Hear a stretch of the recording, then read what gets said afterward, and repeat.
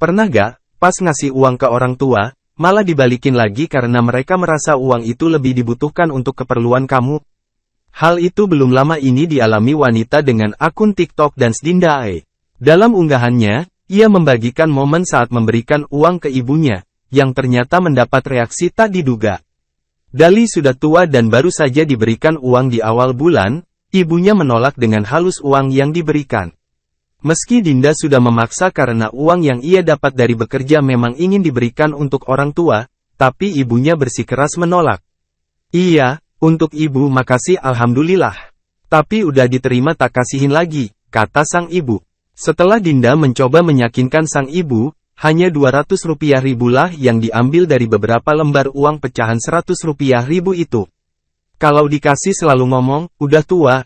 Menurut ibu, kalau udah tua gak banyak keperluan, keperluannya cuma ibadah, kata Dinda.